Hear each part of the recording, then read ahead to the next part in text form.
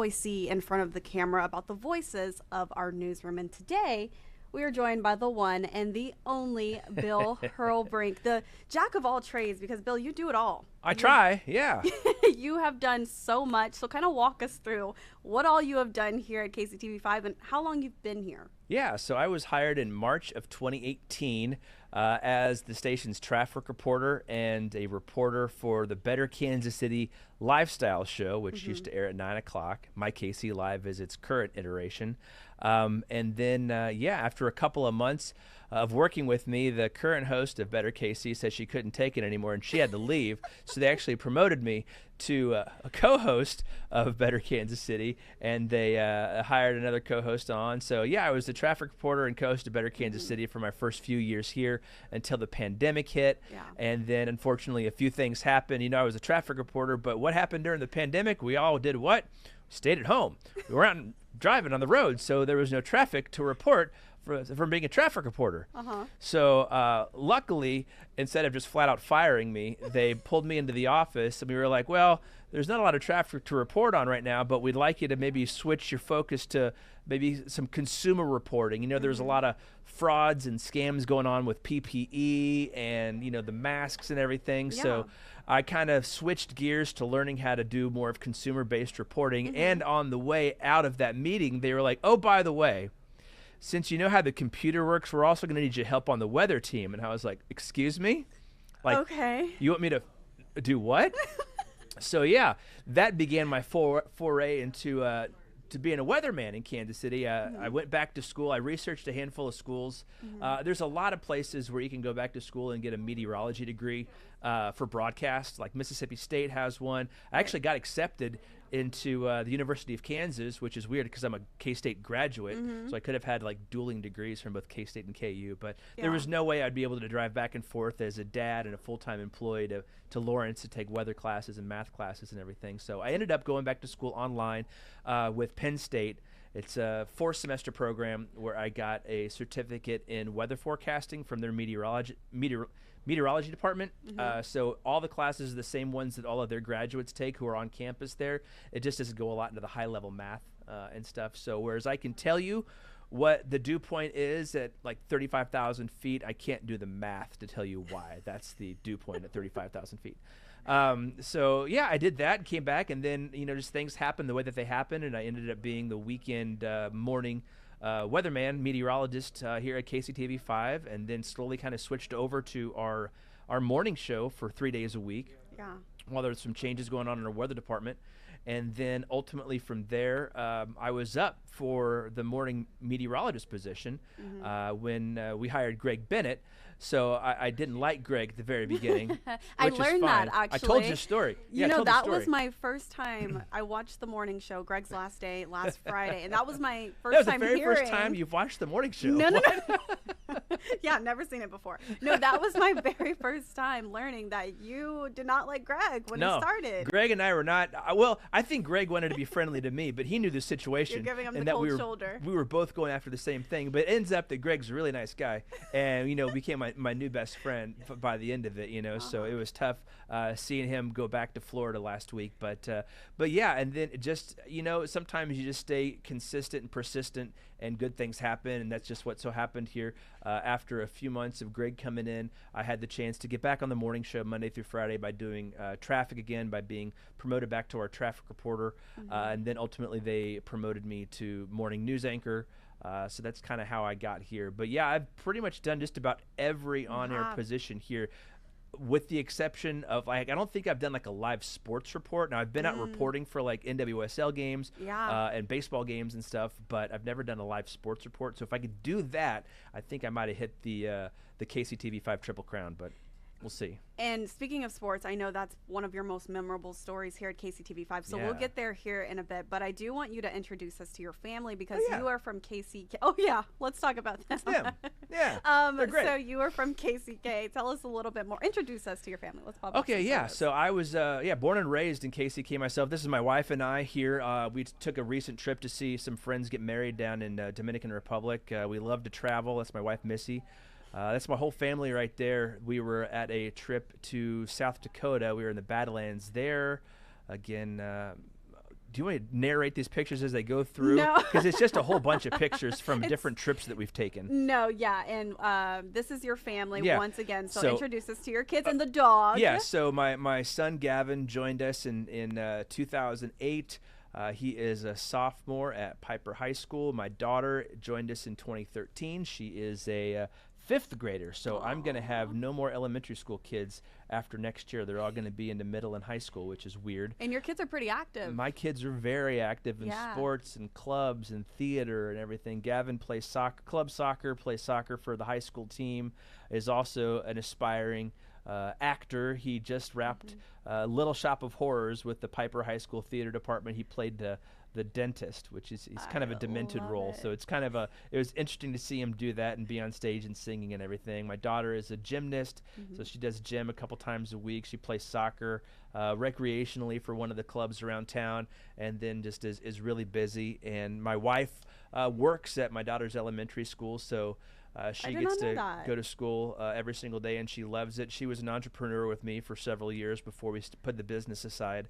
And then, she's taken on that role. And then, the dogs. Yeah. That's Scout there and on the picture there. That's Scout, like pretty much right after we got him. We got him in 2019. This picture was taken in 2020 because it was one of those pandemic porch pictures where people would drive by and take a picture of your family on the front porch. I forgot about that. So that's what we did for one of them. And then later on that year, we went and got our other dogs. We have 2 Cavalier King Charles Spaniels. The other one is named Sailor. So Scout's a tricolor, so he's got the brown, the black, and the white on his coat. And Sailor is a Blenheim. She's the beige and tan color of the Cavalier King. So those are the dogs that we always see on social media. Those are the dogs you see on Instagram. Scout has his own Instagram. I don't update it as much as I should have, but if you go to Kansas City's Scout, not Kansas City Scout, but Kansas City's, like plural Scout, you'll find his Instagram account there. Plugging in the dog's Instagram. I love it. Gotta make money somehow.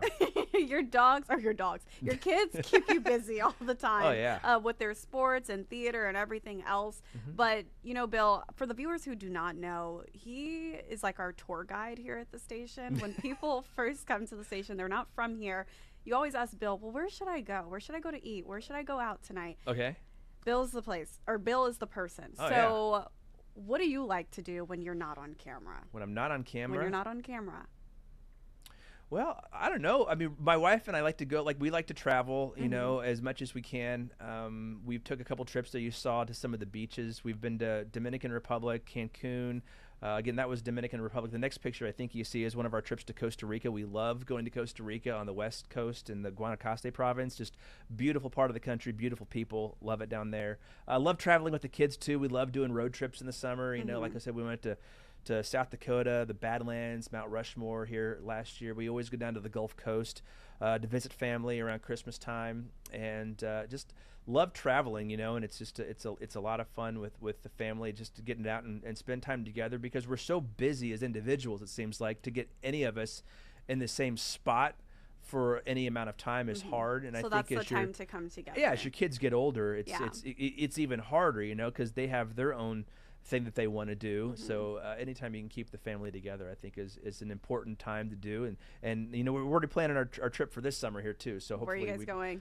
I think it's gonna be an expensive one, just simply because of where we're going. Disneyland? No, we did Disney in 2019. Never again. No, that's not true. We'll probably go again sometime. But no, we're gonna go to New York. Taking him up to New York. My son, of course, with his newfound theater love, he wants to go see a Broadway show. So we're gonna take him to a Broadway show. Take him out to eat, at Katz's Deli and some spots around there. Is there a Broadway show that you guys already have your eyes on right now? So my wife and I really want to go see. So about 20 years ago, there was a concert put on down in Cuba featuring a bunch of musicians, and they called it the Buena Vista Social Club. And it was a critically acclaimed movie back in the late 90s, early 2000s, and they've now translated that into a Broadway show. At this wedding we were at in Dominican Republic early this year, the director of that show was there along with a couple of the people who star in the show. Oh, I remember. So we got to hang out with them and hear their vision of it. It's just incredible musicians.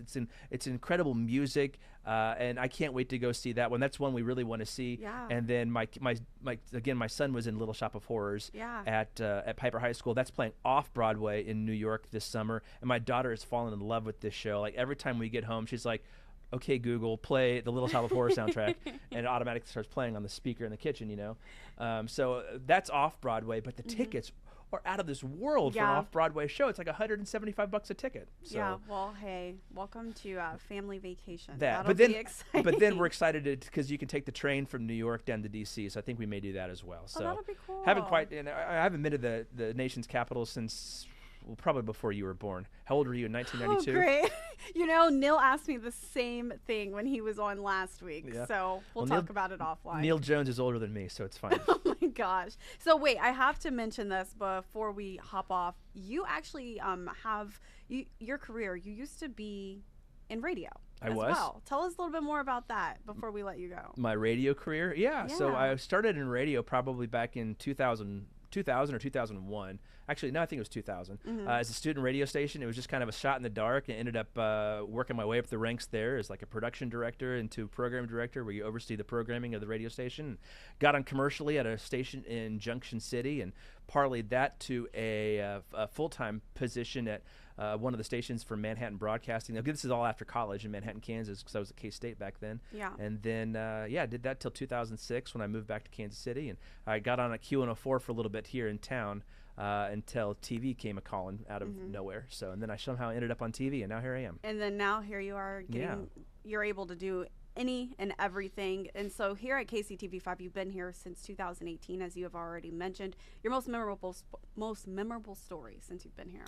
Definitely covering the Super Bowl from 2 years ago in Las Vegas. I'd never been to Las Vegas before, so you're sending this kid who grew up in Kansas City and no idea of like the big Sin City, you know. Like here is this is a stand-up that my photographer Andy and I shot. We were walking back from an interview with Tech 9, and we knew we needed to get our stand-ups done, so we just pulled over in a parking lot and set up real quick and shot it so you could see the strip in the background. And the Taylor Swift bracelet. And the Taylor Swift bracelet. That's right. We got those done by one of our producers, Caleb, before we headed out. But yeah, I mean, I got to go up to Tech 9's like 17th floor suite at some hotel on the strip overlooking the stadium where the Super Bowl was played. It was just like unreal being able to sit there and talk to him, and then being able to be in the room where it happened, so to speak. Where the chief. I started the Super Bowl in the media tent, which is outside the arena, but then I walked in a little bit after halftime because Usher was playing, right? Yeah. So I was like, well, okay, this is gonna be a great time to sneak in.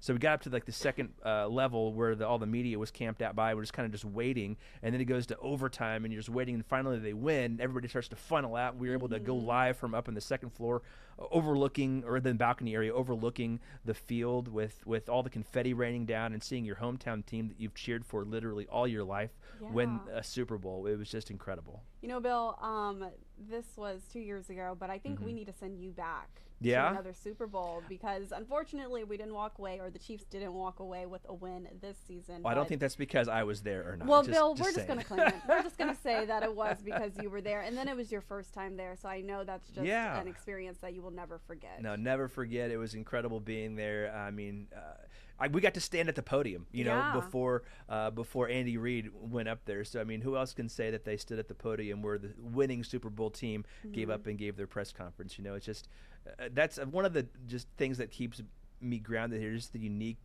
opportunities that I realize I have in this position that not a lot of other people get to do, and it's just it makes memories that I'll carry for a lifetime for sure. And it makes it all worth it when you have to do everything under the sun the past few years since you've been here. But getting here and hanging out with you at the OTT desk has been a blessing in itself as well, Janae. You've become one of my best friends here in the newsroom. I love it because you laugh at every single one of my jokes, and like it's funny because I'll come up and say something obnoxious. She's like, Bill, and then she'll walk away. It's fantastic.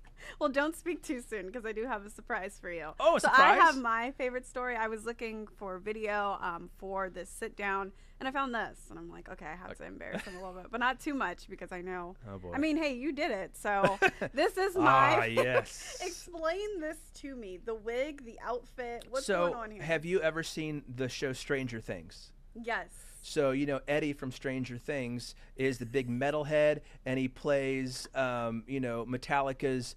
Not Ride the Lightning. What's the song? Master of Puppets. Look at the photos. And this was the Comic-Con preview at NFM, and they asked me to host it for a couple of years. I couldn't do it last year because I had prior obligation. But if I'm going to do it, I'm I'm gonna do it with style. And this is right when that season of Stranger Things had come out, and I'm like, oh yeah, well I'm gonna repurpose my Halloween costume, and I'm gonna go as Eddie from Stranger Things. Where did you get the wig? Did you just go to a party store?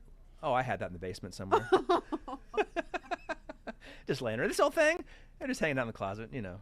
So just dusted it off. Just dusted it off, threw it on. But my wife made that vest for me for Halloween, and then the shirt that I'm wearing underneath, it's the Hellfire Club, but it's done by a local company here in Kansas City called Commandeer Brand, and it's like, you know, the Hellfire Club of Kansas City on it and everything. So it's really cool and fun. So we had a great time. Amazing. But I bought all the rings and everything, so I had all these crazy rings on and stuff that I'd never wear in a million years, but it was great fun to do it for that day. That is amazing, Bill. There's so much more incredibly incriminating video of me on our web system. I'm surprised you didn't pull anything else. Well, that was the first thing that popped up. Okay. If I had time, I would have gone deep. No, Fantastic. But Bill is honestly such a joy here. Like you've already said, like you make me laugh all the time. And I used to love doing the morning show with you and Greg because it was just like big brothers that were constantly like making fun of me, but we were like always never laughing. Made fun of you. It was just, you know, we just laugh with you. That's all. Yeah, we're laughing together.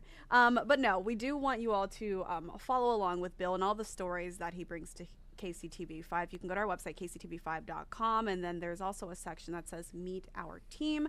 And Bill's right there, right under Brad Stevens, I believe, right at the top. That's right. Make sure you join me every Thursday at 10:30. Yes. Because I get to sit where Janae is sitting normally now, and we talk about all fun weekend things coming up in Bill's weekend picks. I'm trying to increase my audience participation in that. So if you wouldn't mind, you go to this page, you can click on one of those icons up there, drop me a line, let me know what you're doing this week, and we can talk about it in Bill's weekend picks every Thursday at 10:30. And his social media platforms are there right at the top again. So thank you, Bill, for joining me for Voices of the Newsroom. Thank you. Week. And as for our viewers, Voices of the Newsroom, this is where we get to shine a light on the talent here at KCTV5. You can tune in every other Thursday at 11:30 right here on our streaming platforms. We will meet you right back here May 22nd with Melissa Meter.